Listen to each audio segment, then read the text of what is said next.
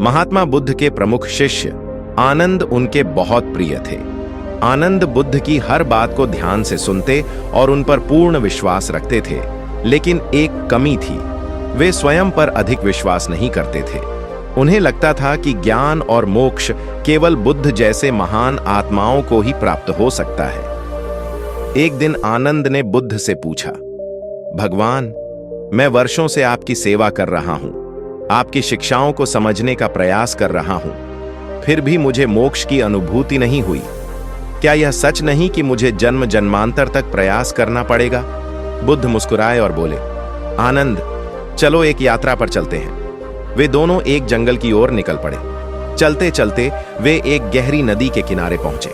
बुद्ध ने आनंद से कहा, आनंद, यह नदी गहरी है, लेकिन क्या तुम इसे पार कर सकते हो? आनंद थोड़े घबराए और बोले, भगवान, मैं तैरना नहीं जानता, बिना किसी सहारे के इसे पार करना मेरे लिए असंभव है। बुद्ध ने पास में पड़े एक मोटे लकड़ी के तने की ओर इशारा किया और कहा, इस तने का सहारा लो और नदी पार करने का प्रयास करो।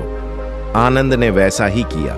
उन्होंने लकड़ी के सहारे नदी को पार कर लिया। जब वे दूसरे किनारे पहुंचे तो बुद्ध ने मुस्कुराते हुए कहा, देखो आनंद, जब तक तुमने अपने ऊपर भरोसा नहीं किया, तुम्हें लगा कि तुम नदी पार नहीं कर सकते, लेकिन जैसे ही तुम्हें सहारा मिला, तुम्हारा डर खत्म हो गया।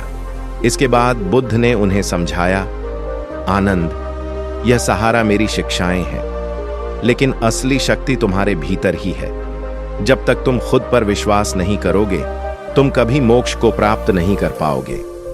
आनंद को अपनी भूल समझ में आ गई। उन्होंने प्रण किया कि अब वे खुद पर पूर्ण विश्वास रखेंगे और अपने आत्मज्ञान की यात्रा स्वयं पूरी करेंगे। शिक्षा। इस कथा से हमें यह सीख मिलती है कि ज्ञान, मोक्ष या सफलता किसी बाहरी सहारे से नहीं, बल्कि अपने आत्मविश्वास और निरंतर प्रयास से ही प्राप्त होते हैं। जब तक हम खुद पर विश्वास नहीं करेंगे, तब तक कोई भी हमें मंजिल तक नहीं पहुंचा सकता। खुद पर भरोसा रखो, रास्ते खुद ब खुद खुलने लगेंगे।